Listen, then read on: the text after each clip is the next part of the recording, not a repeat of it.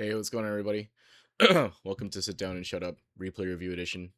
What's going on, Zane? Yeah, it's early, and it's because I'm maybe I'll do ranked after. I don't know. We'll see. I'm doing a replay review for Splash, so we'll just get into it, I think, here and go from there. So here we go.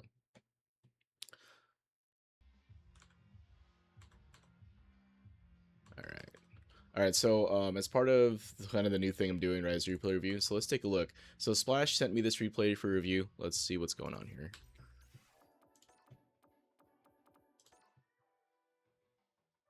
Yeah, Zane, you want me to play ranked, bro?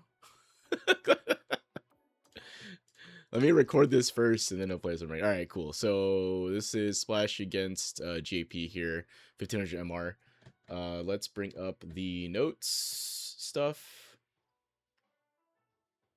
Yeah, let's play ranked. I suffer, then you should suffer too. All right, bet.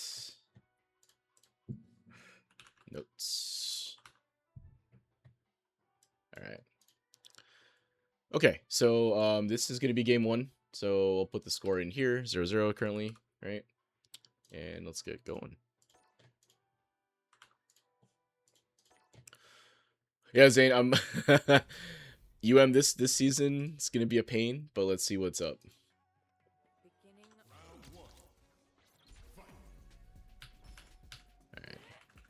All right, so Cammy versus JP here, right? So I think like the way Cammy wins this one is obviously by getting in, dodging projectiles and stuff. So let's see what they do.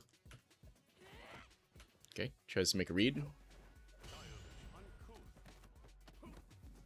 Okay, I don't mind this jump, right? I don't think this is necessarily an issue, but it is interesting that they got a punish counter thrown out of it though. Okay, here. Let's put this one in the timestamp. So, 346.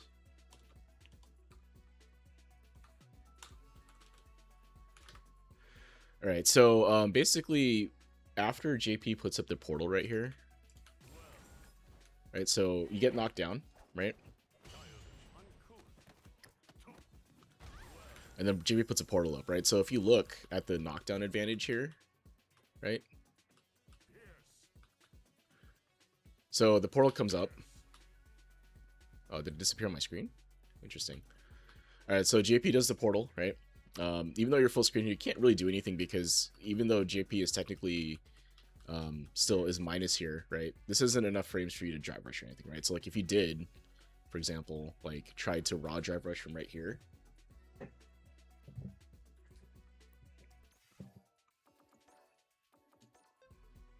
Oh wait, shit, you're on modern, huh? This one. Right, so if you'd have to hard commit, I think, if you're going to drive rush in. I think, let me see. Wait, stupid modern. Right, so you'd have to commit to something in particular if you're going to try to challenge JP on that particular knockdown, right? So the basically what I'm getting at is that the portal setup isn't necessarily real, so you can actually take up some space while this is happening, right? Right, so instead you kind of wait full screen, right? And this puts you in a tougher position to deal with JP's bullshit, right? So you could, like Zane's mentioned, you could do like a drive rush spin knuckle or something like that. You saw me do like a drive rush arrow, and that actually seemed to work, right? So from here, after the knockdown, so the JP is kind of late on. If you look, the JP is actually kind of late on their portal, right? So man, portal is a lot of frames, right? This is like 40 something frames or whatever, right? This takes a long time for him to portal, especially. I mean, OD is a little bit faster if I'm not mistaken. But from right here, right after this happens here, you could do a drive rush. A drive rush from here is probably what you want to do. What's knuckle? Back. Right. So basically, what I'm getting is that particular thing that the JP did in that case is fake, and you do have options around there. You see his punch counter, right? So yeah, here you go. Fake portal setup after back throw can be punished with drive rush. Right. And that's kind of like a general thing with JP, right? So a lot of that stuff ends up being minus depending on like the timing that they decide to do it at. Like portal and stuff is typically only safe after some sort of hard knockdown situation, or then when JP is more plus. But you can see here, even in this scenario, like you recover here and JP is minus this much, right? So even if you don't drive rush right away here, you could just walk forward like I was showing and take up some space, right? Because even if you walk forward, you'll end up probably like here, like I was saying, right? Somewhere in that range, like in between the portals, and that would be easier to deal with than having to deal with both these portals, right? So something to keep in mind when you see these sort of setups here and you're like, oh man, that seems like really good, how did JP get away with that? Go into replay review and see if you can see how minus he is and if you can punish that, right? So here, like you saw, right? Drive rush spin knuckle, drive rush arrow, both of those resulted in a punish counter off JP here, right? So consider doing that in that scenario. So instead, you kind of you walk forward a little bit late, and then you take a spike here, and then you parry and you get thrown here, right? So this I have less an issue with, right? You made a decision on what you thought that was coming out of the portal. It didn't quite work out. Just blocking is normally okay too. Go for delay tech maybe, but you went for parry here. I think it is what it is. Oh, I can hear that already, huh? Hold on. Right, so early reversal here. I have less issue with that. You made a read on what this guy was doing. I don't know exactly when you pressed here, or what, if this was just like you thought they were gonna go for something, but you made a read. He was kind of far, right? I don't think a throw would have been a thing here. But if you went for like a meteor projectile or something, maybe that would have been a thing. But either way, you get caught by the shimmy here. Right. Okay, so here, JP is minus, right? So okay, good. I was gonna say I think you can get away with something here. But yeah, so again, fake JP setups here, right? If you can test it, I guess, if you want. But if you think it is real, it's hard to contest sometimes. I do think that JP is one of those characters you do have to go into the lab against and see what those setups look like, right? Because a lot of JPs will take advantage of that, right? They'll do like a full screen ghost into spike, and then they'll set up portal, and they're minus, right? Or something like that. And you'd be able to take up space, drive rush, whatever, but they're counting on you not knowing that, right? So some of it at a higher level, you're going to have to look at what setups are real and which ones you can kind of jab out of. Like this one, you could have jabbed, right? So if I mash jab here, because of the conversion here, right? So as soon as I saw this, right?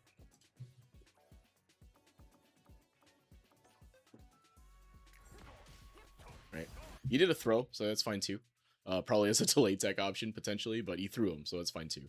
But you do have to pay attention to those setups, right? So you do have to look at which ones in particular are real, and I guess just look for those. And if you got jabbed out of this, then you'll know, right? Like maybe that is a real setup, and maybe you can not do that. It is risky though to test in game, but sometimes you have to do it live, right? So anyway, you do throw them here though, so that's good. That's unfortunate, but I think you'll be okay here. Good. Oh, no DP. Ouch. Went for it.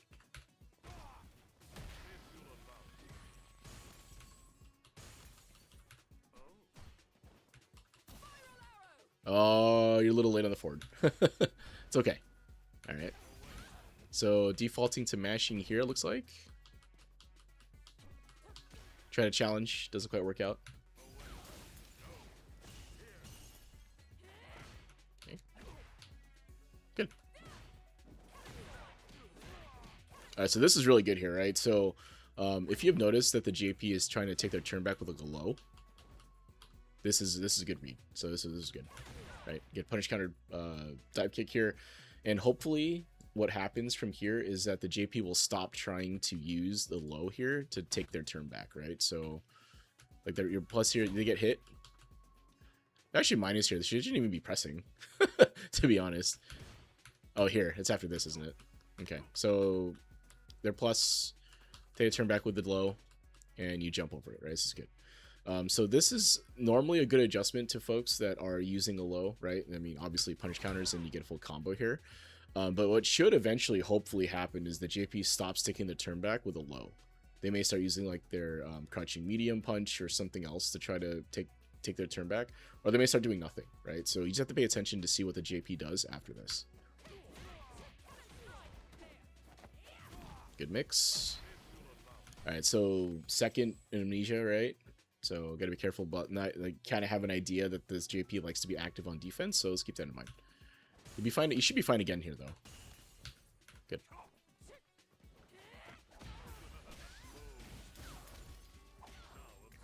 All right. So what happened here?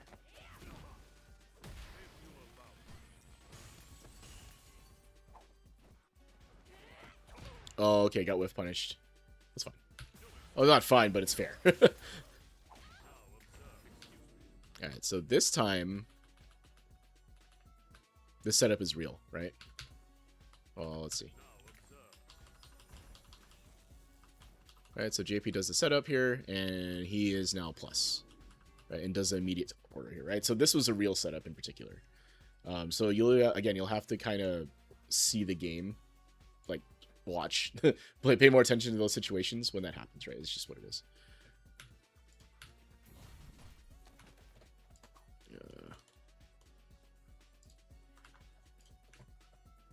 Alright, so here what happens, right? So you miss the knuckle. You get whiff punished. Right, and then jab and a throw here, right? So this is actually kind of a difficult thing to defend from this position right here, right?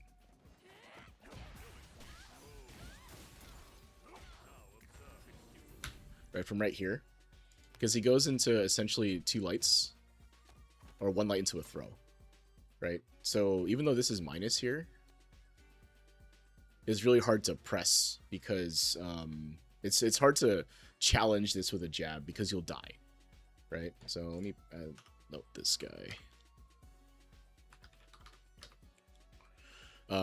So essentially, right, you have to make a decision on how you want to defend this. Now, taking the throw here can be kind of difficult to justify because the throw is going to kill you, right? So from this situation right here, after you block the first jab, right, you could mash, right? So if you mash here, what happens? Let's see. Right? So if you mash against the throw, you take your turn back because JP is minus after this jab, right? Additionally, if you go for like a delay jab here, you can counter hit out of that, right? Because the throw is happening right after, so you can't quite do that. So like the option select here, right, could be a delay tech, right? So delay teching may not be a bad option in this scenario here, because again, a throw is gonna kill you, right? So if you if you get shimmied, you're dead, and you're dead as well, right? So if you do that instead, oops.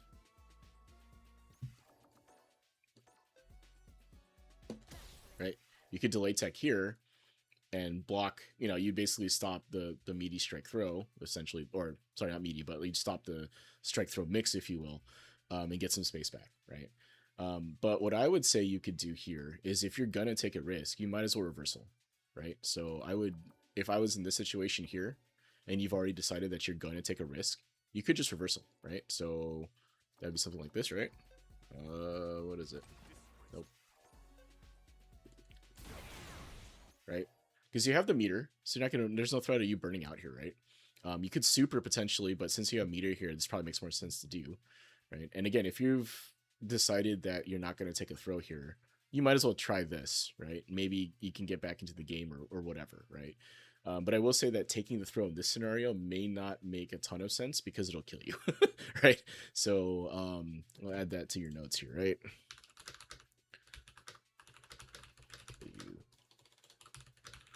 Might not be great. Now, again, you are taking a risk here, right? So if the JP does decide to shimmy you, what happens? If you just take the throw here, the JP shimmies you, and it backs up, and then you go back to nothing, right? Neutral. And then that's it, right? They're behind on bar, but they have a pretty dominating position on you, right? They can back up to like their spacing that they can poke you at. They can even back up further and try to like like zone you, right? They have options basically from there. So defensive decision making wise, right? Like I know we talk about taking the throw all the time because it's usually the lowest risk option, but when you're gonna die, you do have to make a decision, right? And if you decided to block here again, I totally get it. But I would say that if you are gonna take a risk, I think delay teching maybe doesn't make sense, and just going for a reversal might to make more sense, right? Because you're taking a risk either way, right? And they both lose to shimmy either way, right? So you might as well try to get some damage and knock down and get some space back if that's the case. You saw what happened, right? If I delay teched, there's some space. It's not as much as like you reversal here, right? So anyway, something to consider. Instead, you kind of just block, or maybe your delay tech was late. Did you try? Oh, you only delay tech the first one, so you delay tech here, and then shoot.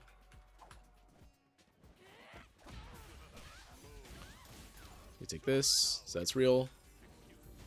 You block that. And then you delay tech to the first jab. Here. And then did not delay tech the second. So if that was the read you were making, that they were going to go for like a jab into shimmy, and you were going to try to react to something, I think that's fair, I suppose. But I think it's better to try to just commit to an option in that scenario, right? Like if you see the jab, you recognize that it's a minus jab after the jump in, make a decision on the option you want and go for it, right? That's probably better, I think. Than trying to react to the shimmy can be kind of tough. I'm not saying it's impossible, but you know, it might be easier to just pick an option and go for it, right? So anyway, you get thrown for the trouble.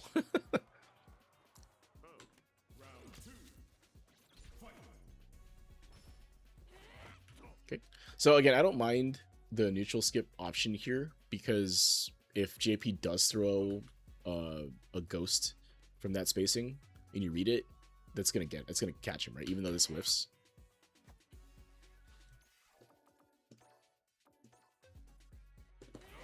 Right. So, you know, I think that's fine. I think that's fine. If you're making a read there, I have less issue with that. You can't just walk forward and see if you can get into the space where the JP, figure out where the JP likes to throw the fireball. But this is fine. If you're making the read and you want to do that, that's fine. Unfortunately, he backs up here, right? He's actually backdashing. That's why he's not able to punish you, even though he could have. He's just late, right?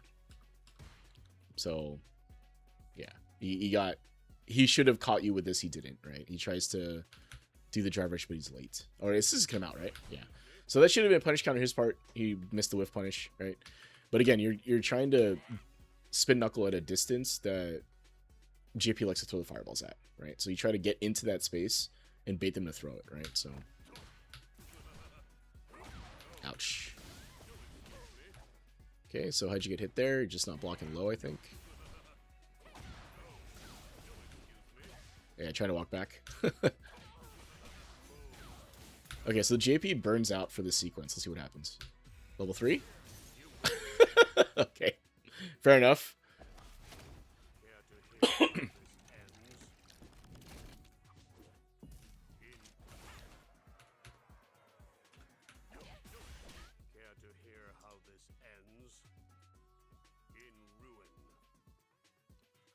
Okay. Command grab. Good jump. I would have jumped forward if you had the wherewithal to think about that, right? Like, that's a free jump in punish, I think. Okay, so here I'm not quite sure, right? So that's a good jump. I guess if they were jumping forward, you had already committed, I guess, to the dive kick.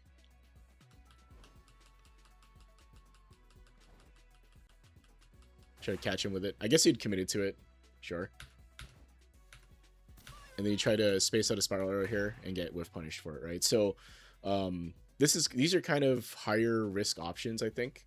Meaning, like, you're taking a ton of risk for relatively minor reward. So the OD dive kick I get, right? That can be a thing. The arrow that's here may be less of a thing. Again, because what do you get out of this, right? So if you land this, you knock him down, and maybe you're 0 on block. But if you whiff it, this is what's going to happen. Then again, I will say that he doesn't have any meter or way to kill you from here, right? So maybe the risk isn't as big, but you are now one mix-up away, even against a burned out JP, to lose here, right? And you still have to deal all of this damage. So let's see what happens. I have a feeling this is what's gonna happen. You get zoned out. Okay. Okay.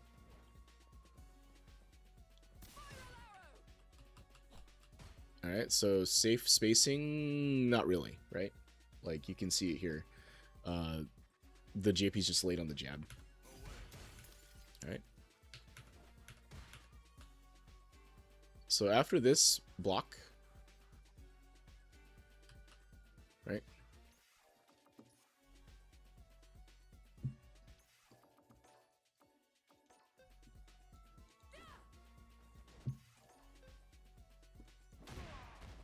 Right, so you're minus 10, your JP's minus 10 there.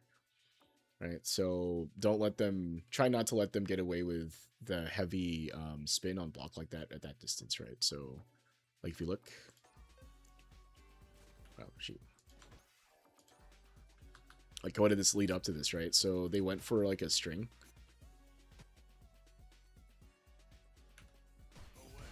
Right, and they did the light spin, sorry, it's light spin here. So they're minus 10 here. So you should punish this. Sweep, fast startup, super, whatever, right? But you should punish this if you can. You saw me use a sweep, right? Will work here. Obviously, this distance might make it a little tough to punish with anything other than sweep. But you could also super potentially here, right? 10 frames is plenty here. So if you see the light, right? And he goes like away or whatever. Right? That spin right there. You should, you know, be ready to punish this, right? So this here, what is that? 23, 21. Punish. Spin.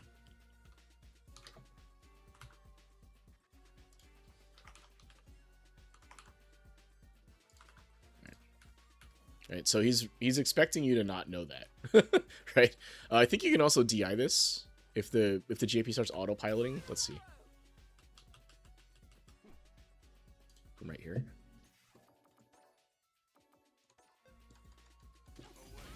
Nope. Oh, that's parry. Wait, what is my DI button? The heck? Nope. Right, punish counter DI. But that's kind of a riskier read, I think. I think you have to be seeing them autopilot the light string into the light spin.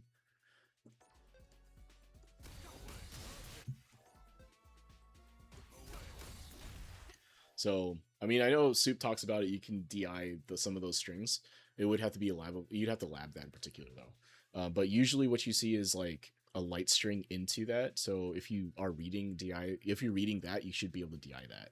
So it works in this particular case because it uses the light. But if you're on block, you saw I could sweep it, right? So.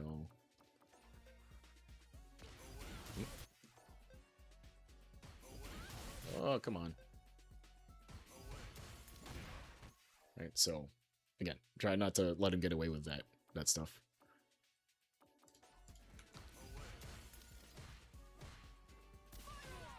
So that's the thing you've been trying to do for the last however many interactions is the raw arrow in neutral. Again, it's kind of a higher risk thing. I think this is just as well served by walking forward. The reason why this works here though is because your JP decided to try to do something right here. They look like they're jumping in this case. So you could have just easily caught them with a button potentially here. Anyway. Good. Also good, although you could have got a bigger punish here, right? That's a full, you know, that's a full punish. Should be anyway. I would go for some sort of 2-bar, 3-bar option, 1 drive rush maybe, but I would have 100% spent super there, I think. Because like think about it, right? Like this is what's left of your game, right? Like if you die with this, like there's no more game 3, right? So when you see the amnesia and you bait it, you'll be ready with your punish, like your DP punish. And then a miss anti-air.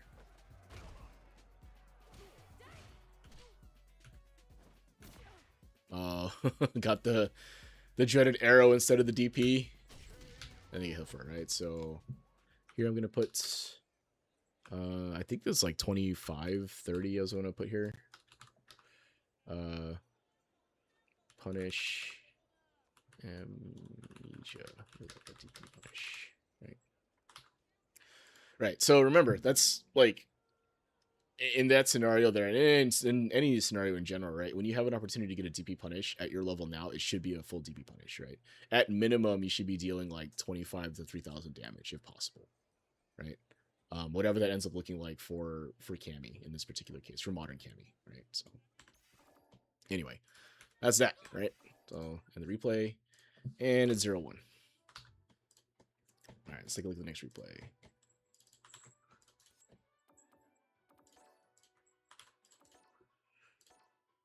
All right, take a round on this one. Good enough.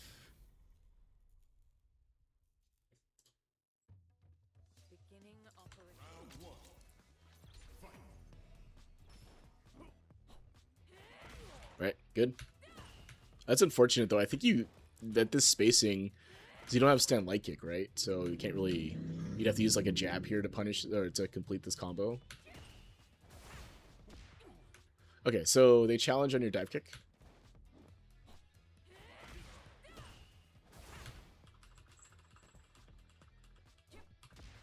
They're actually late, right? So this is kind of risky, I think, to challenge after or to try to steal the turn after a dive kick here. Most people will just take their turn back, I think. Well, for Cammy in particular, one sec here. For EX dive kick.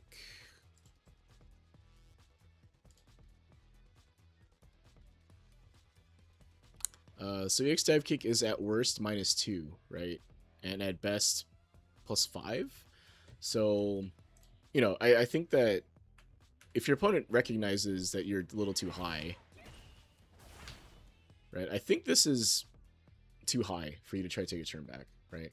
Like for EX dive kick, for it to be plus, it has to hit like his toes, right? Below the waist, I think, or below like the knee, right? This might be a little close, but you can see that the impact is like at waist level for JP, right? So you're actually -1, right?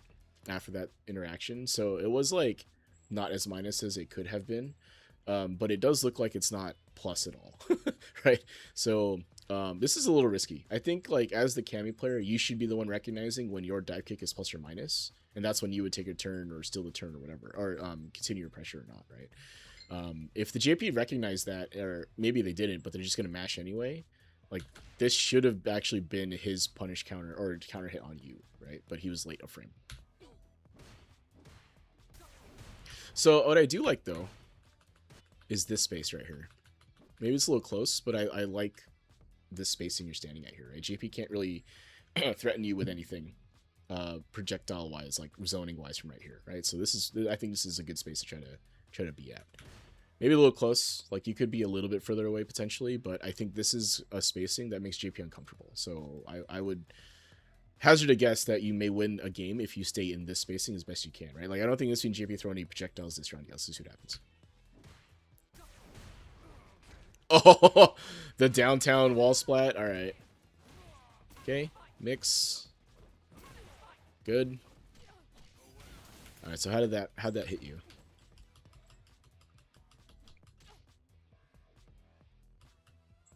Okay, you were late on the throw. Okay, it is what it is, right? Maybe there's some lag, maybe something happened, whatever. But yeah, you were just kind of standing there, a little late on the throw there. So if you're gonna manually time things like that, you know, you have to practice it more, right? Because this is kind of an ambiguous situation, right? Oh no, it's not.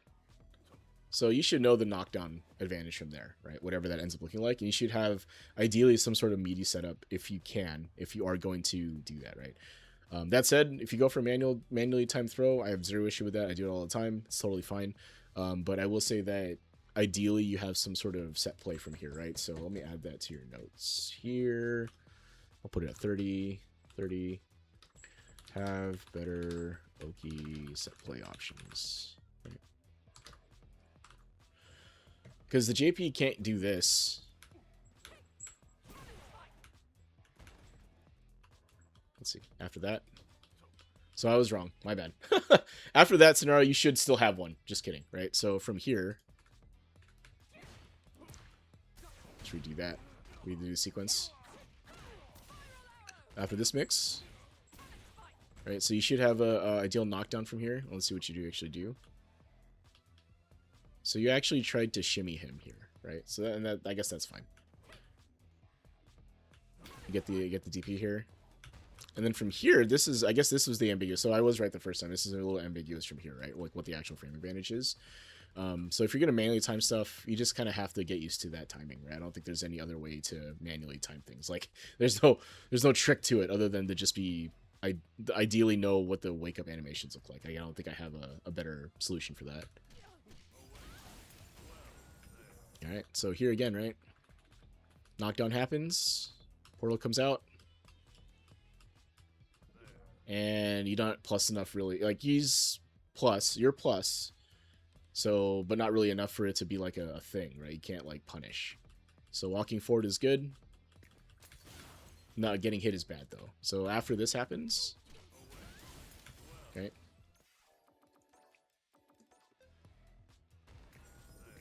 Like that's how much space I would end up taking is just in between the portals, right? Because you know that the spike can come out because JP is not completely minus there. Ideally, right? You see that, you're like, oh, portal came out. I don't think it's a real setup. I could try to walk forward because JP is minus, but I can't really challenge with a drive rush or anything like that, right? Like the JP actually immediately goes for a trigger, right? Like a portal spike. So, right, you hear the audio cue. He goes there, right? And he spins his hand, right? Flicks, does the snap. You get hit. Right. Another portal setup here. But this one is also more or less real, right? If you look, right, you can't really contest from here, right? So you do have to hold your ground in this scenario. Okay, so JP zoning, right?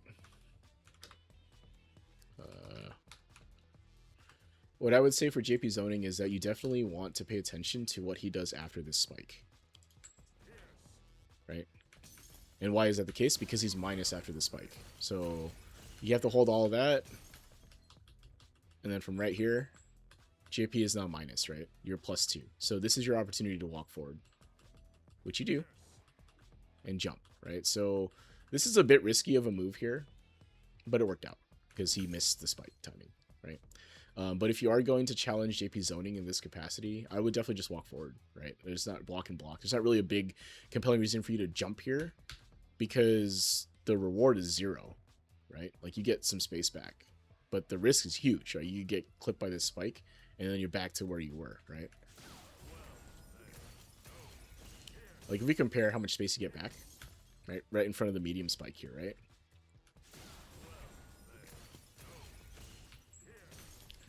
But if you just walk forward, oops. Probably don't want to do matchmaking in the middle of this. Right? Like at the end of the spike, it's almost the net's the same, but the risk is much, much lower. Right? Because you can react to the ghost, you can react to the spike by blocking in that scenario, right? So as soon as you hear it or see it, you just start blocking again. But you can see the amount of space that I took up was more or less the same without the huge risk of a jump, right? So I'll put that in here. JP zoning, move after minus spike, right? So if he does a spike, that's minus, right, for JP. If he does OD spike or you block a ghost, that's a little tougher, right? You have to hold those when you block them from that range, right? But just remember that the closer you are to JP, the less plus frames he gets from those projectiles, right? They're minus OB spike. I was JP coach. That's from you. This is Hot Soup's lesson. No. Splash is playing against a JP, and I'm doing my best to give him what I know of the matchup. But I'm not that great at it, admittedly. But the things I do know are to move when you're plus and hold when you're minus. Right. That's the idea there. I also think taking risk is taking unnecessary risk against JP is what gets you killed. Right. So.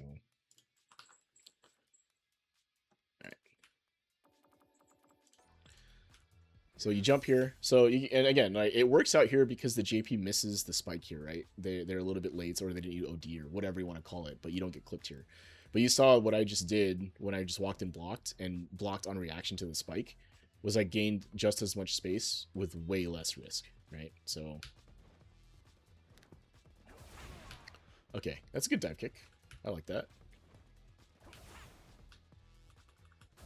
That's good. That's a good move. That's a good move. Trade. Sorry, Sue. I'm not. If this JP asked me for a replay review, it'd be the other way around, right? But this is good, actually. I like this. So, if you can bait the JP into pressing here, that's good. The JP has kind of gotten clipped by your dive kicks in the previous game, so this is fine, right? You walk into a space where your opponent wants to challenge, and you just dive kick his face, right? So this is fine. I don't mind this, right? If your opponent has shown repeatedly, again, that when you walk into space that they want to challenge with a low, dive kick will blow us up all day, right? Either it be after like in neutral interaction, or in neutral in general, or after like it blocked lights or whatever. If they're taking the turn back with a low, this is gonna work all day, right? So, or in this case, you whiff punish them with it. So, okay, good combo. All right.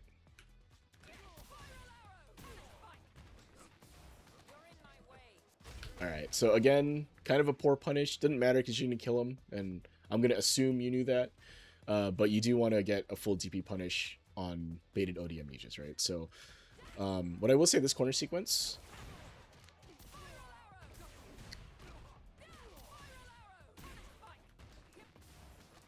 was decent, right? And the reason I say decent is because it worked, but it is high risk, right? Like we're talking about you getting counter DI'd here, something like that, because they could just react to DI, or they could just jab you, right? So like if they did what they were doing before,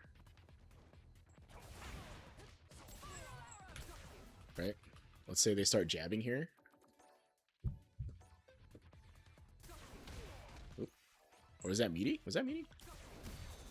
Right? So it's not impossible for them to react to that, is what I'm getting at, right? Or you can do something like this here, right? So reaction checks, I don't mind them as much. It is risk you're taking though, right? So again, it worked, so it's fine. And then once they were kind of mental stacked, that was kind of it, right?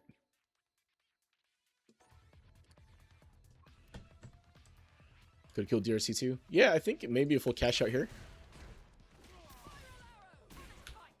Level 1, potentially.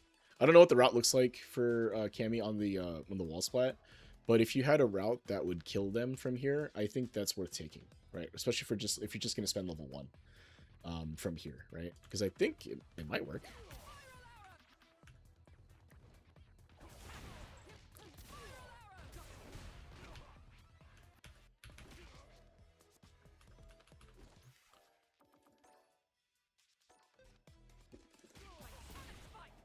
How do I super? Oh, there we go.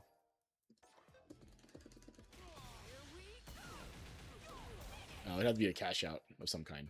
Whatever that looks like for Cammy in that scenario. But if you had a cash out combo that kills here, I'd do that. And I'm going to put that under here. So cash out.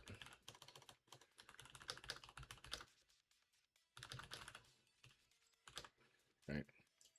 So again, spending level 1 in round 1 to seal a game, I think is 100% worth it. Like almost every time. It's very rare that I don't think I can think of any scenario where cashing out in level 1 to end round 1 is a bad idea, right? Like why would you say this, meter? Like you're gonna have level 3 by the end of the game, by the end of round 2 probably, right? Like there's no reason to not do it. That said, do this, you have to deal with one more mix, but you bait it, right? So it works. That's fine.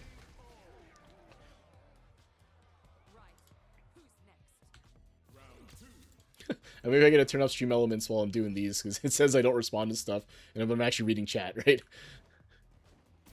Good answer.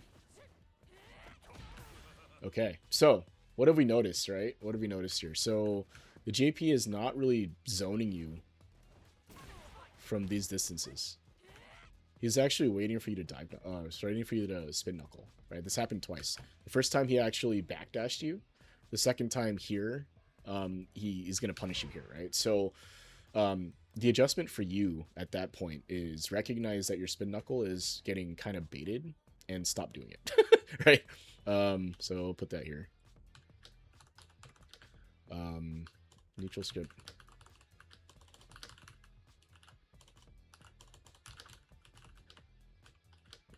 Stop. Right. So like again, I don't mind what you were trying to do here, right? You're trying to bait them into throwing a fireball or a projectile so you can spin knuckle it, right? And be a little predictive with it. But the problem is that the JP is now standing at a spacing that your spin knuckle will whiff, right? So like if you're about, if the JP can recognize that what you want to do is not walk forward or dive kick, but instead spin knuckle, then they'll just stand at far enough away where even if they're late, so I mean this is obviously far enough away that it's gonna whiff, right? At least after the fact. But if he's standing here and his reactions were good enough, he could potentially check your spin knuckle, right?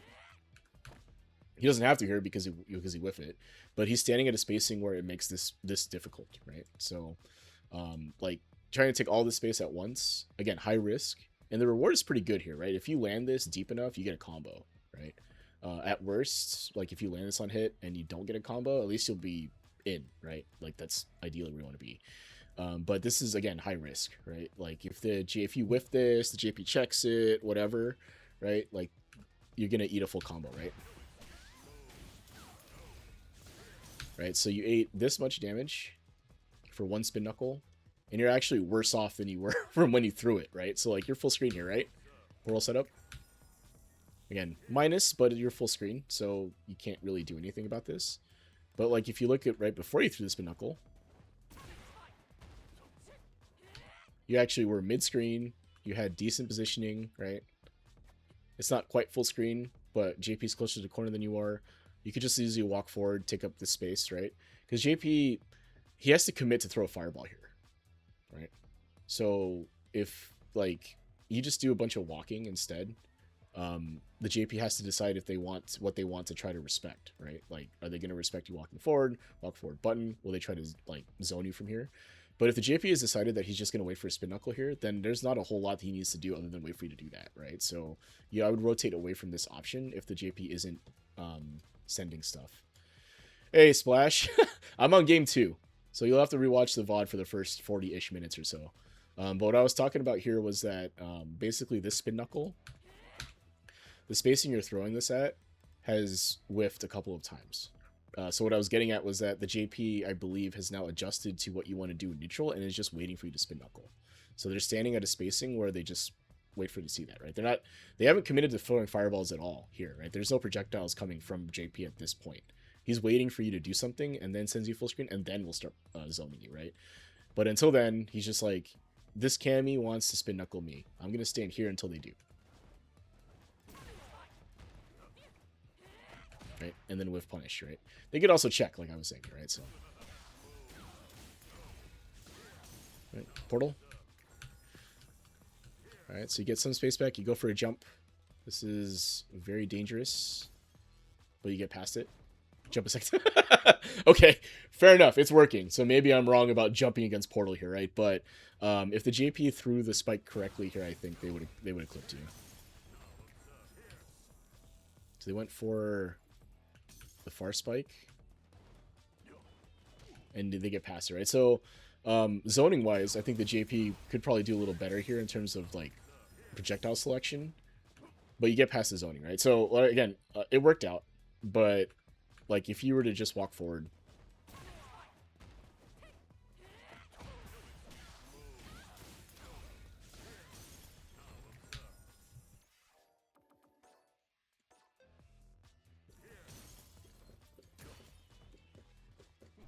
right?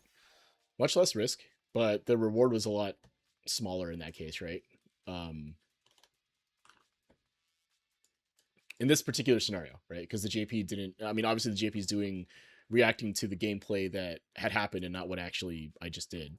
But if I'm not wrong here, from this position here, the JP can zone the crap out of him if he wanted to, right? So you made a good read on when he was doing the spike here. But like the JP, if they are better at zoning here and try to keep this tight, so don't go for portal here. Instead, they go for like a ghost or something else to try to keep you locked here. It'd be really difficult, right, to get through. So JP makes you make a good read on the jump, basically. So this is good, like in terms of the results here. It's just that the risk is kind of high, right? So if you want to get consistent, if you will, or what people talk about consistency, usually it becomes about minimizing this risk in neutral against in this situation, right? Because from the reward standpoint, you get space back, but from a risk standpoint, it could keep you zoned again, and like you would lose any forward progress you made and take damage for it, right? So didn't believe. All right, so I think so. This spin knuckle is a little bit interesting. I think the spacing here is probably better with like a stand heavy kick, right? Like there's no reason for you to spin knuckle from the spacing, I think. Let's see. Oh, they go for a jump.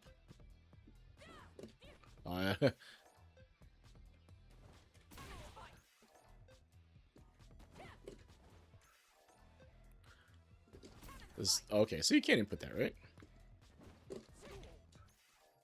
Interesting. Oh my goodness.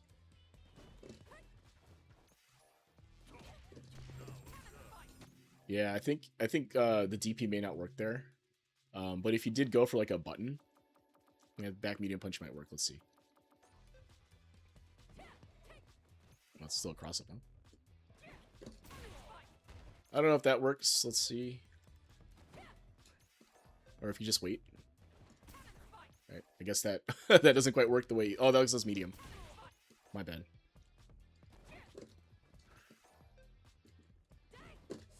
Oh my goodness. Come on.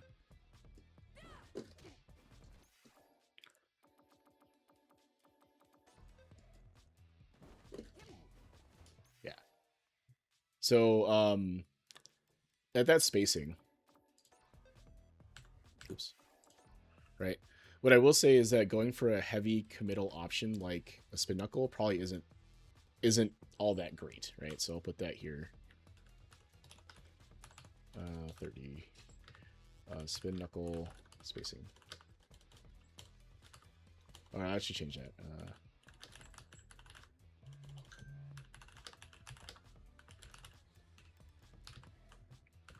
Right, so from right here, right, this is a good neutral spot for you. Like, this JP can't really zone you from here. So there's not really a big compelling reason why you want to go for like a committal thing like a spin knuckle, right? Like if you just chilled, right? If you just wait at this spacing, try to bait something potentially. Like the JP has shown that they want to press buttons, right? Like we saw that in the previous game where when you walked into the space, they try to challenge with their crouching medium punch. So if you recognize that the JP wants to do that, right, and you're at this spacing here, which is sort of advantageous for Cammy, right? This is a good space for you to try to stand at, I think, because the JP can't zone you from here. Now the JP has good buttons, don't get me wrong, right? They can effectively challenge your neutral here, but spacing wise here, you're not worried about zoning anymore. So there's not really again a compelling reason to spin knuckle here, right? So instead, if you had just waited a little bit, right, you DP this jump no problem, right? Even if you try to go for like a less committal move, like a crouching medium punch, you saw me just stand heavy kick, that might get jumped on given the situation and the timing and all that. But if you try to do something else potentially here, stand heavy kick might be the only move that gets you from here. So if you had just moved in potentially to try to clip with like a different button, like your stand medium kick. Let's say you went for stand medium kick here, right? Like maybe that's what you wanted to do. Right, so say right about here. Put it right about here, more or less. Stupid. Right. Maybe you're able to get the crosscut there, right? Maybe you recognize the jump. Or maybe that's when the back medium punch comes through, right? Oop.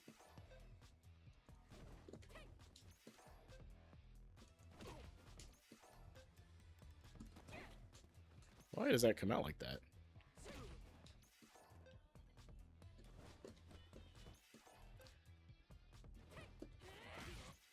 I don't know. Modern breaks my brain, I guess. But what I will say is that if you had just chilled a little bit, maybe you don't get jumped on. Is my point there, right? Like, there's not really, again, like all of that stuff I just talked about comes back to this point here, which was there's not a compelling reason for you to spin knuckle from this spacing, from this distance. So let's see a clip there.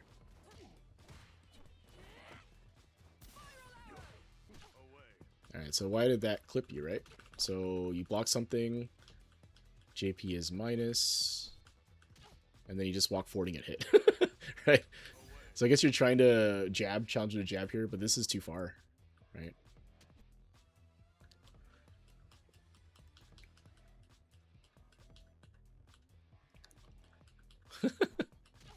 So what I will say is that this actually would be a pretty big brain play if the opponent doesn't want, if the opponent just blocked, right? But in their minus frames, they just press, right? Right there, the crouching medium kick for JP is minus, right? I mean, I'm not a JP player, but I'm pretty sure that button is minus, right? So if we look, super combo here, bring that up.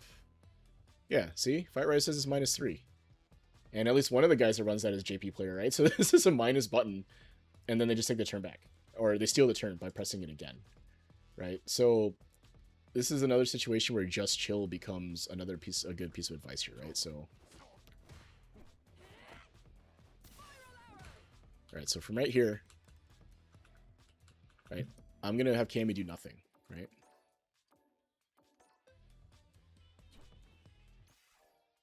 With jab. So you don't actually have to press anything. Now, if you recognize that your opponent likes to Abare here, then you can punish this, right? Oh, that's not a button. Right? They're too far for that jab to work. They have to commit to a bigger button if they want to try to steal the turn from that spacing. And if they do, then you can kill them for it, right? Like, oh, what does your crouch mean? Kick this? This should be a opponent. Right? Drivers cancel, put him in the corner. Right? And you saw me do it with a stand heavy kick too, right? Like, you could do that also. So, really what that comes down to, and I'll put that in here.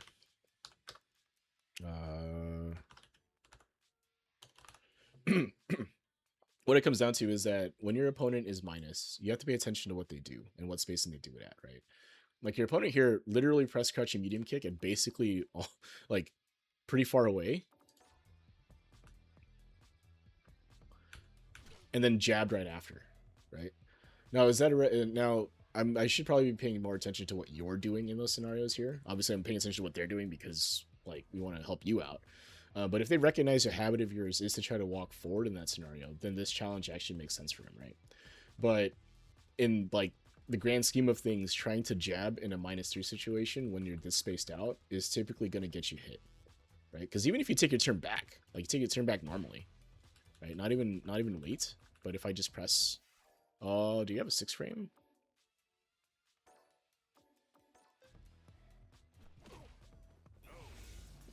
Oh, it's auto, isn't it?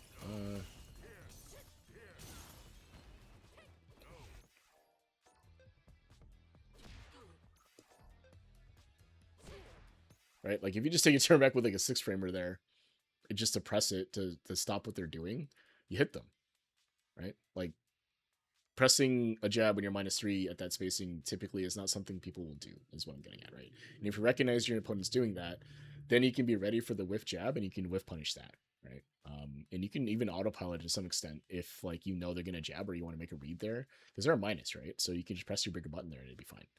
I think it would be crouching medium kick would be the one to press there, but, you know, you could delay it there or whatever. But again, taking your turn back from there, you probably beat whatever they do, right?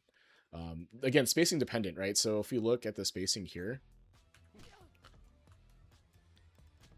when he hits you with a crouching medium kick, it's still a little, I mean, it's decently far, but it's still a little close, right?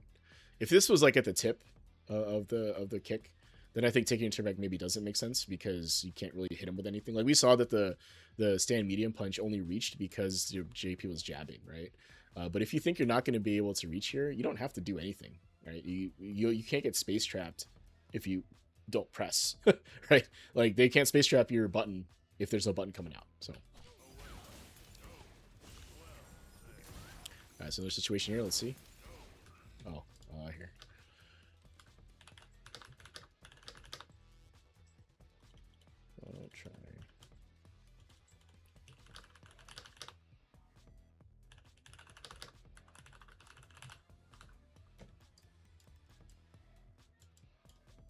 Walk up throw is very effective too. It is. It can be, right? Because the JP player typically knows they're -3, right? So again, if they were challenging specifically your walk up throw, then that makes total sense why they did that, right? But what I'm getting at is that, what I'm trying to get at here is that I don't think I saw a walk up throw in that scenario from crouching medium kick so far. Maybe I missed it. So if they're not making a read on that and they're just pressing, this is something you should punish them for, right? Because again, walk up throw is really good when your opponent stops pressing buttons, right? Because they're hesitating, right? But you have to give them a reason to stop pressing. So if they continuously get rewarded for pressing their buttons, why would they ever go away from that, right? Like, there's no reason to do something that stop doing something that is working. You know what I mean? So, all right. So another JP here, right? You parry this, get punish counter for the trouble. Okay.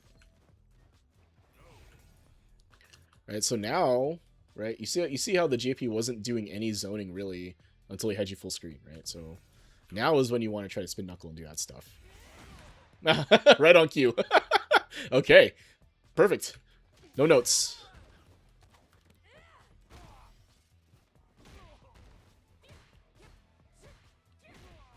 All right, keep JP locked in the corner here. Ouch. Okay. So what happened here? Portal. You are not minus, right? You're actually plus 25 here. So after you block this, he goes for portal, and this is fake, right?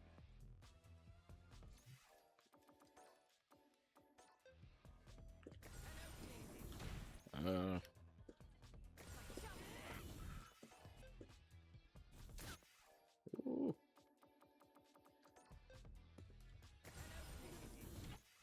Could have went for this. I guess he teleports, huh? So maybe he's trying to read this. That's tough. It is pretty minus though. So I think even if you went a conservative route here and just did this, yeah, you'd have to block, but you'd be mid-screen. So I guess it's not. Maybe that's a scenario where you have to pay attention to what the JP is doing here.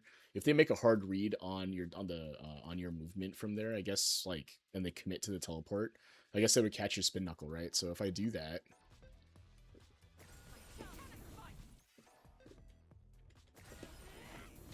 right, you would get caught there, right? So again, I don't know if that's a hard read on their part or they're just doing it.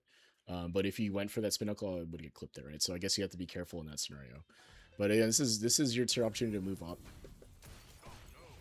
But it is tough to move into the portal. So, I guess, I don't know. So if you're still in chat, I think the right thing to do would be for you to, what you did, which is wait for it. I don't know walking into the portal makes a ton of sense. You have to wait for it. I just wanted to point out that JP is minus in that scenario there, right? So you kind of have to, you can react to something that they have to do. So anyway. I think it was a late spin knuckle otherwise, though. But it works out. You didn't get hit or clipped all that much, so it's fine.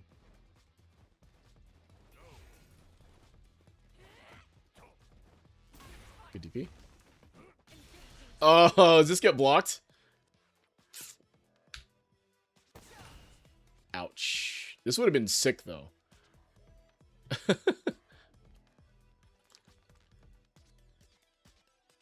Advanced approach is to walk under, then parry. Okay. Let's say I'll let you were. Oh, you were very late, actually. So if you were doing like a Twitch reaction type deal here, it would be 17, 18 frames. Right around here is probably when you should have pressed. Would it have worked from here?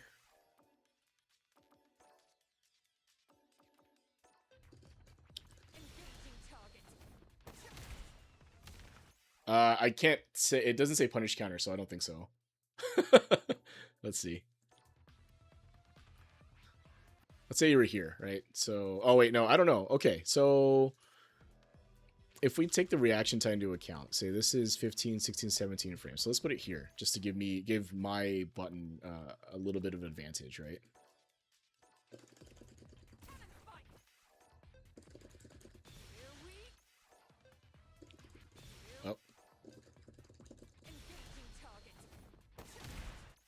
Oh. Okay, maybe. Maybe. Because it's a nine frame startup, right? So. Oh, you were late by a frame. Dang. Okay. Sorry. But what I will say is that I think like, if you wanted to react to this, you were a little late. Maybe like 3, 4, because this is 15, or sorry, 14, 15, 16. Yeah, it should have been here. So you're about 4 or 5 frames late. Not end of the world type stuff, but that should have, you could have punished it with that, and that would have been sick. I think like it can be a little difficult. Oh, that was a heavy, so maybe it would have been fine. But yeah, you missed it by a frame. Such is life. And then you die for this, right?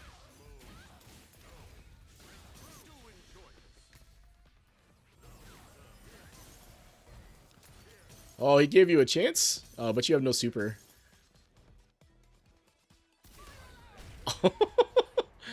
Okay, so we talked about spacing and committal options, right? Do we slow 2 could heal 1? Probably. Full cash out. Whatever that looks like for JP. But that said, we talked about coach into the JP. Yeah, that'll help because maybe I don't understand this matchup as well as I thought I did. That said, committal options and spacing, right? So I talked about that at 48:40. I'm going to add another timestamp here for, what is this? 1:03, I don't know, 15 or whatever. So from this spacing right here, right? I mean, I know like given the bar scenario and all that stuff is what it is here. But if you take this situation here in a vacuum, right, you're actually not in a bad spot spacing-wise. JP is close to the corner. You're threatening stand heavy kick range. You can walk in and out, try to weave in a dive kick, right? Like, you can go for a different option other than this, right? Because, like, even if the... So, it's tough because JP goes for a DI here, right? So, you may have to, like, consider that as a thing when you approach this. But if you just chill... right, and waited a second here, you could react to this DI with a jump, right? So like obviously you have to make sure that your mind is your mental psyche is primed for that scenario and that interaction, right? Oh, DI is gonna kill me here. But if you were to just chill, oh, maybe I'm late. Right, that's game for you, right? Like if you just wait for that scenario. Or even if you were to back up, like continue backing up.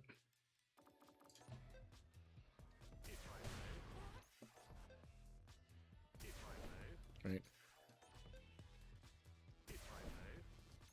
So I'm trying to react with a normal timing, and it looks like I can do it, right? Like me, old man Juzzy can react to that DI. So what I'm saying is that the high committal option in that spacing is very high risk for minimal reward, right? So even if that arrow landed, you don't kill him, right? You get a knockdown, another Oki situation. But if you had waited a little bit and tried to pay attention to what the situation, the spacing there, and maybe waited a little bit, you could have jumped in and won the game from there, right? Full cash out into whatever that looks like, and this is gonna kill even with Cammy damage, right? So. Just don't celebrate your birthday and it won't age. Yeah, man, I've celebrated my 29th birthday like 10 times, right? Or maybe it's 9 times. I don't know however many it is. That's how old I am. I don't even remember. So anyway, just going back to the point though, is that when you're in that spacing where you can threaten buttons and stuff, you don't have to be the one to press first. You don't have to be the proactive one. If your opponent is allowing you to get away with that stuff, by all means do it.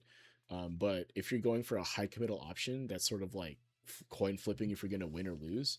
I don't think that's as consistent as we would like. And what makes that worse though is that wasn't like a game winning situation. Like a coin flip for a win or a loss, I can definitely see that, like guess your game situations where if that arrow lands, you win the game. If it doesn't land, you lose the game. In this case, if the arrow lands, you still have to deal with one more interaction. But if it's blocked, you lose the game, right? So it's not quite the same risk reward in that sense, right? Risking it all for the W, it makes total sense to me, but going for that in that scenario is a little tough, right? So anyway. said get DI'd and die for it, right? So.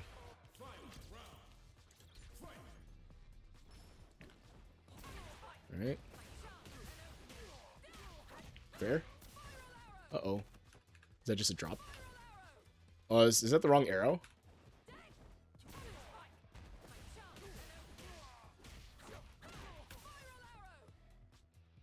Oh, okay. Okay. So I'm not gonna lie to you, I wasn't sure it's a setup because you got thrown out of it. So, what happened here? Okay, so you are plus by a lot. But yeah, I just didn't realize that was happening because you got thrown. So I was like, huh? But anyway, if that's a setup, that's fine. But you don't do anything here, right? So I'm assuming you were waiting for an option from them. Like a delay tech or something. But if you're going to go for that, make sure you're not in throw range. Like, you should be backing up after this arrow, right?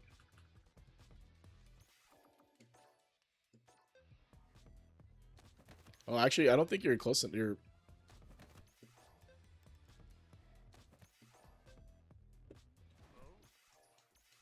Maybe backdash? Yeah.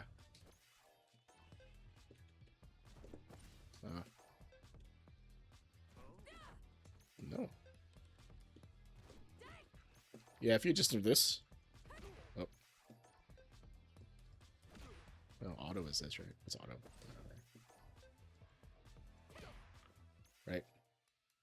Like, yeah, you're plus there, so you can enforce those plus frames.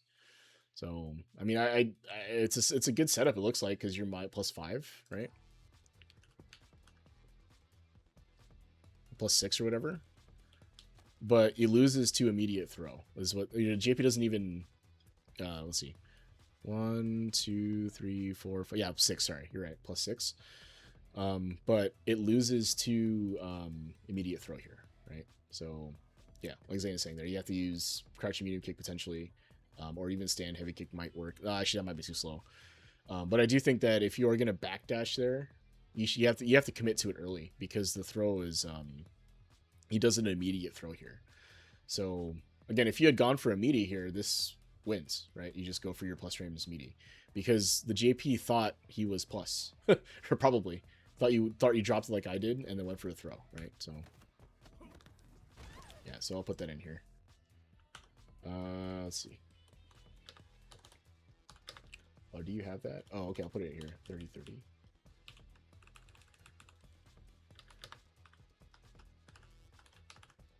Oops.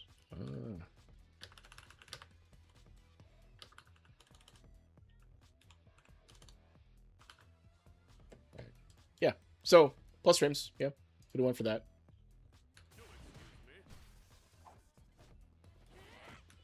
All right, and then we see that again here, right? This is pretty risky, but it works out, right? You guys should get out of the corner. Okay, meter management here. I haven't seen a ton of that burnout from you yet, but this is the situation where you do have to pay attention, right? So after this scenario here, you have them cornered. You have the life lead. Like, you don't have to DRC here, right? You have them in the corner here. It's very close, right? Like, you're almost at 3 bars here. But from this scenario here, you kind of... This is kind of exactly where you want to be, right? You want to try to keep JP locked in the corner here. Try to check jump outs, right? Potentially try to whiff punish stuff if possible. It's really difficult to do so. But there's not really a compelling reason for you to, like, commit to a drive rush here. Okay, JP's just blocking.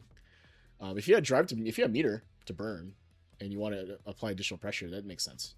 But if I had to hazard a guess what happens here, you may not get this back, or this is the reason why you die. So let's see what happens.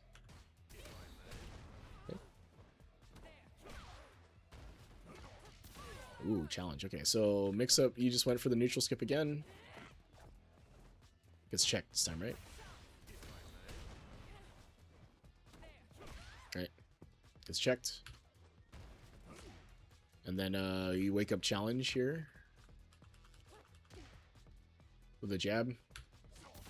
Okay, it's is what it is. I guess they mistimed whatever was happening here. You thought they were gonna maybe try to bait you or whatever, and you challenge and it works. And then you wait for the the jump, and then you anti-air them. It's actually pretty good.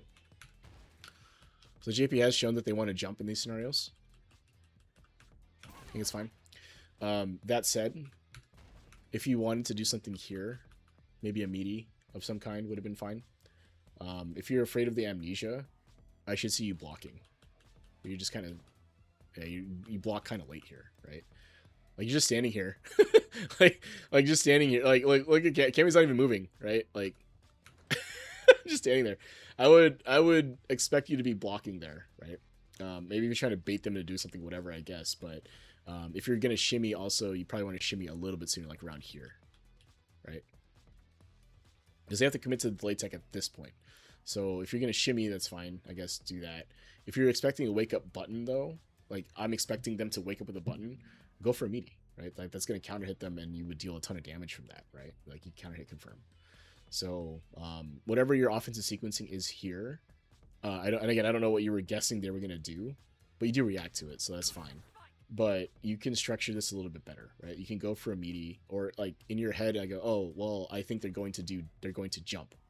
Okay, then you can go for a meaty grab and DP them if they're jump, right? Maybe that you're wrong and they don't jump, or just go for a meaty, right? Like this is gonna, if you go for like a meaty here, I don't know if there's a setup you can do here, but if you go for like this, right, you clip them out of the jump, right? You clip their pre-jump frames. Actually, I'm kind of late here. Hold on. That's wrong.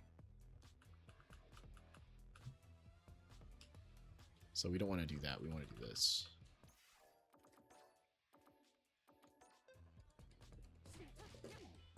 Right?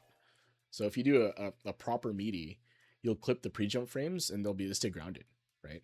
Like at that point. Additionally, if you go for a throw, obviously, which is what I think would have also made sense to do, right? Right. Totally fine also, right? If you went for meaty throw, meaty strike there.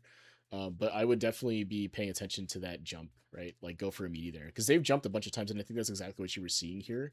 But you have better options to punish than waiting for the jump, right? Like waiting to come down. Because again, if you counter hit confirm with some heavy or some other meaty option or whatever from that scenario, like you could deal a good amount of damage in the corner, right? So anyway, I'll chalk that under better Oki and set play options, right? But in the context of the game, though, this is fine. You maintain corner position, you DP'd them, you get some meter back, right? Oh, no. Oof. Okay. Nice. Alright. After this. Again, you don't need to spin knuckle here. And see, like what I was saying in the previous game where you didn't commit to an option and waited. In this case, you jumped. I think it was a little preemptive, but it worked, right? So beat the DI there. Good.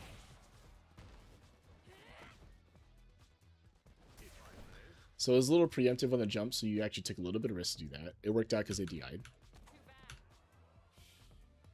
Okay. All right. So I'll blow my thought this way. First, from this scenario here, I don't mind jumping. I think that's totally fine. You're taking some risk here. You're behind a little bit here. It's fine. The GPN's going for DI here.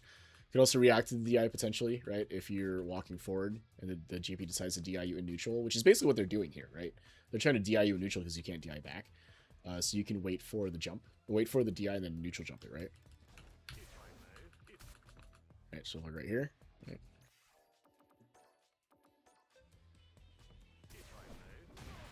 Right. So you could do that, potentially. So again, I'm going to add that to, let's see, 116. Where is that? Right here, I think. 116,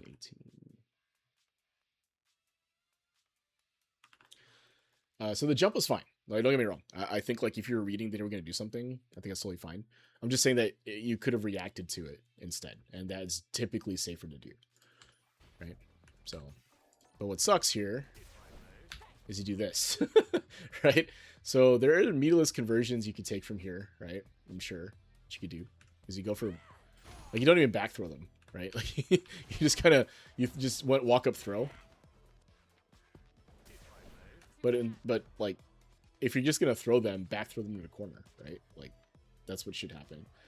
So I'll tech that under here. Punish amnesia. High. PC opportunities. Amnesia and other PC opportunities with TP punish. Yeah. I mean, again, the only time a PC throw is a good thing is on parry, right? Other than that, you had plenty of opportunity to deal some damage here, get some meter back, right? Like that's what should have happened. But and if you are going to throw them in this scenario, back throw them, throw them into the corner, right? What, you lost? I'm just kidding, Splash. So here, right? Throw happens. You clip them. The light combo.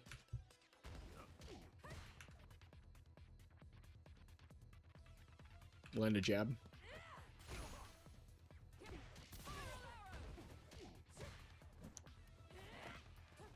Oh, there's that spin knuckle again, right? So really got to be conscious about when you do that spin knuckle, because this is like the 4th or 5th time that you went for a spin knuckle in a spacing where just waiting and anti-airing would probably make more sense. Again, high commitment option at a spacing that you don't need to do that at.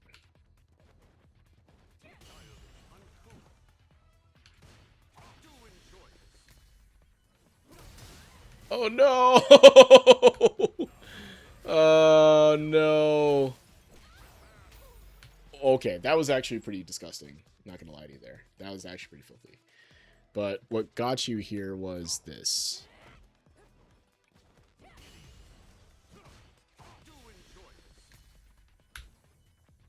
Just block.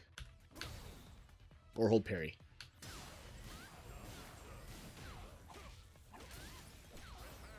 Okay, that's actually filthy. But let's look at this scenario here, the level 2, right? So let's say I just hold parry, right? Oh wait, what's my parry button? Look at this. Alright, so let's say I parry through all of that, right? You take no damage. And if you hold parry through that and you get punish counter thrown, then the level 2 mix-up ends, right? Like, there's no mix-up anymore. You take the punish counter throw, you go through the animation of that, JP's thing finishes out, right? Like, if I do this instead...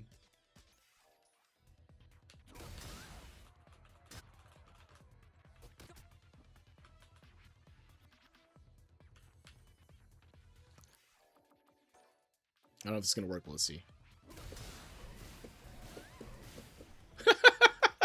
I can't because you DI'd, huh? Okay. But even if I try to throw you here, right?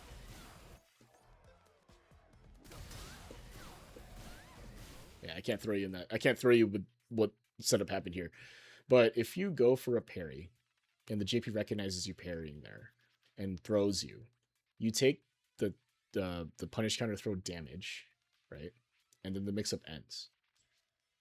So you don't take this 50% bullshit that you just took, right? Like...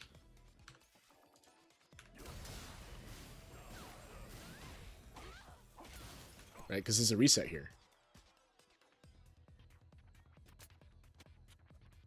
Right? After this... there's a reset, right? Like, you have to be blocking high from right here.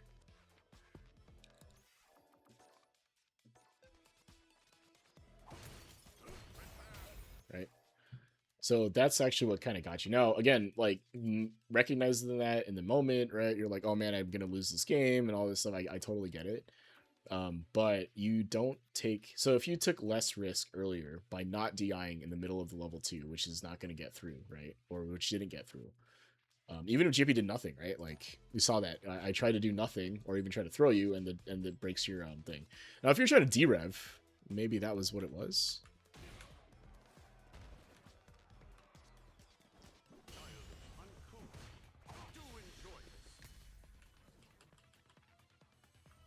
Nope. Nice DI here, right? So would derev have worked? I think you get clipped, right? No, just dumb. Yeah, it's over here, right? We're learning. Where is the DP button? Oh,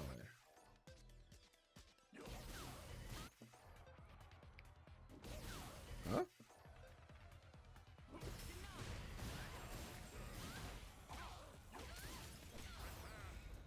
Yeah. So even the the defensive option I think would have been a just parry, right? If I was in that scenario, like from right here. No, I was trying to drive reversal. Like, because I thought initially you were trying to maybe a derev and a DI came out, right? So even an ODDP I think wouldn't work.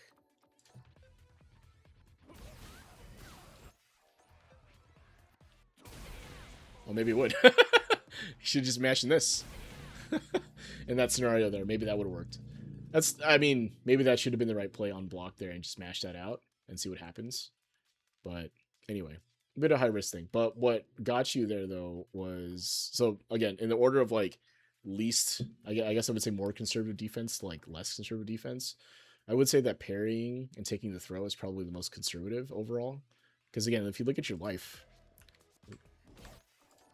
right here, like you take a punish counter throw, 20% whatever, right? Like you get back up and this mix up is done, right? No more meter to worry about there from that, right? That's it, right? You could have went through the ODDP, you saw that worked. But it's hard to say. It's hard to say what would have happened if you didn't DI here, right? Because he goes for this right away. So if you go for ODDP here, you would have killed him, like we saw. But if the JP saw you on block that this was what was happening, that he did the level 2 on block and did something more conservative, like just blocked out, waited for this first ghost to start coming in, and then go through that, maybe that changes, right? Because he's clearly trying to clip you low for whatever reason here, right? So if you parry this, you don't have to guess high-low anymore. You just parry. So yeah, it's defending JP level 2, you have to talk to a JP player on like the best ways to do that. Typically I just end up parrying, right? And if I don't have any meter, then I'll, you know, block the ghosts in the order that they come in and then try to react if the JP walks forward. If they walk forward and the delay tech can get killed for it, is what it is. But that's usually how I try to approach that, right? But the DI doesn't it doesn't make sense here, right? But also don't give up when this happens, right? Because the reason you get killed here is because of 2 resets, right? 1, and then 2, right? Like, both of these are, it's, like, not real, right? You could have jumped this one, or you could have blocked, right?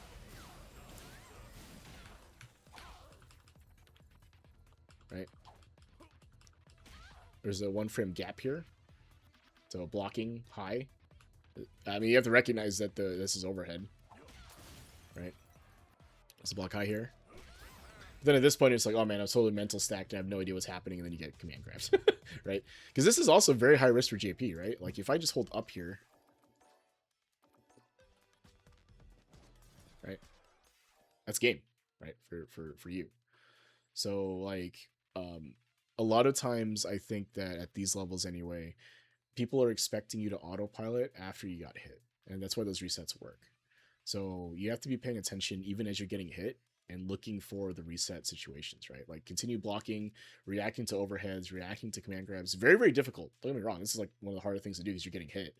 But what else are you doing, right? Just holding block otherwise, right? Why not try to defend against a reset? Because I mean, it's pretty clear that they weren't able to kill you from that scenario. They could have level 1. Maybe they had another route they could have taken there. But yeah, that's basically I'll put that in here, right? What timing is that at? I don't know, 1:24. Don't give up.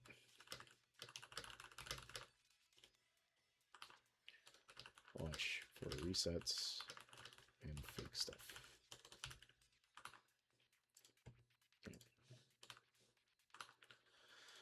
So yeah, I think that's what I would say for that last bit is like don't just give up. I mean, it's ranked. I'm assuming like who cares, right? If you don't really if you don't want to spend any more mental cycles on it, you've kind of given it up. That's totally fine too, right? I'm not going to tell you how to play the game. But in scenarios like that where you know you may not be dead right away, they have to finish their combo or cash out, or they have to do something else. Don't stop paying attention. Right? Look for the overhead. Look for the reset. If you understand the scenarios and setups that characters have for those types of things, you can keep an eye out for it, right, and react potentially. Like JP here, that overhead is perfectly reactable if I'm not mistaken, right? You see it. There's like a gap, obviously, but you can change your block, right? So if you're blocking low, you hit low, you can start blocking high. You'll still continue blocking, and then you'll block the overhead, right? And then you had a chance. Right? And then you had a second chance when he went for the command grab, right? So when he air reset you, and went for a command grab, if you're paying attention and reacted to the yellow flash, you could have been able to jump that, right, and win it from there. So, but yeah, otherwise, the notes are there. Try to timestamp it this time is something that someone asked for in the comments before, was to try to put timestamps in. When I upload it, I'll double check that the timings make sense. I'm using the OBS timings for this, so hopefully that worked out more or less. But yeah, Splash, if you're still in chat, if you have any other questions, feel free to ping me or put in chat, whatever. But otherwise, I think like from a replay standpoint, the biggest things I would say for you in particular are really, where is it? First the cash outs, right? So you had some opportunities to kill potentially, right? That would be one of the things you can work on. To stop matching knuckle. I mean, I was gonna give you the general thing of like high commitment options and the spacings, right? So like this one here, try not to hard commit to an option at a spacing where a button will do the same thing, right? Buttons typically are lower risk, right, than committing to a spin knuckle. So at that spacing, if a button accomplishes the same goal, which is maybe trying to get some space, maybe trying to land a button on block, right, or maybe even trying to hit them or whatever, if you're trying to apply pressure, you can do that without using spin knuckle, right? You can walk forward and do that. Now, again, with JP, it can be kind of tough because they have good buttons and they can challenge you and all that stuff. But we saw here that JP didn't really challenge you a ton in neutral, right? You actually beat them a couple of times with your dive kick and whiff punished their button attempt, right? Like you'd walk into a space where you think they're going to press, then you jump, they press, and then you dive kick, right? And that's what happened. And you actually saw later on they were a little hesitant to press, right? They're worried about dive kick, which you kind of went away from. So, but yeah, watching your spacing and your options in those spacings, right? So, better Oki and set play would be number 3. So making sure that when you have setups that you go for them, right? When you have plus frames, make sure you enforce them at least at first, right? Like, and make sure that you discourage mashing, and then once you've discouraged the mashing, then you can go for the other stuff. But keep it real, keep it 100, if you will. So yeah, I mean, watch your spacing. Better punishes when you have an opportunity to, because I think that in some of those games, especially that other game, if you had a better punish on the DI attempt, maybe that game doesn't go that way. Maybe it goes the other way, right? Like maybe you deal a little more damage overall, and then you're able to kill them, or put them in a situation where they can't level to you like that, right? And or whatever the case may be. So those would be the things. And then matchup specific wise, like watching for fake portal setups and punishing light spins and that type of thing. It's not the worst. That's a matchup thing though. I can't really say that's like specific to like everything. That's usually just more matchup knowledge stuff. And then the only other thing I would probably pay a little more attention to is like taking the throw. In situations where it'll kill you, maybe not taking the throw, right? Like that scenario we saw game 1 at the end of like round 1, I think, or whatever it was.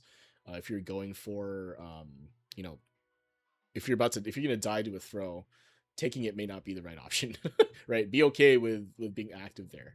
And you may get shimmied once in a while or whatever, but like you have to make a decision. And if you just take the throw there, it's usually, if you take the throw when it's going to kill you, that changes the calculus of your risk reward, right? Instead of it being just 1200 damage, now it's death, right? So, it functions the same. So be willing to make a defensive decision there. Let's see what other notes that I have here. Yeah. Otherwise, I think that's all I would want to mention here. So, I will upload this into YouTube. You can watch the first half of the VOD at some point. It should be on Twitch if you want to watch it now, but I'll upload it to YouTube and have my notes and all that stuff in there. So with that, Thank you guys for watching and tuning in. I know it's kind of a weird timing for me to stream, but this is like the only time that would have worked. I'm kind of busy this weekend. I didn't want to leave Splash hanging, so it worked out. I know some folks jumped in and appreciate you guys watching as always. If you are interested in a session like this, take a look at the Fight Rise Discord.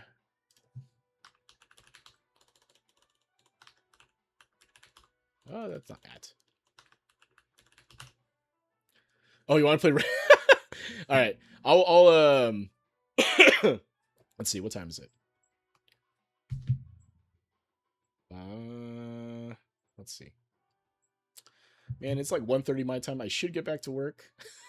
I'll tell you what, Zane. I'll play ranked Saturday maybe, if you're around. I'll try to play around this time. I'll play ranked just for you, buddy. I do need to play ranked anyway because it's time for that. But anyway, thank you guys for watching. If you're interested in something like this for yourself, take a look at the fightrise.com Discord.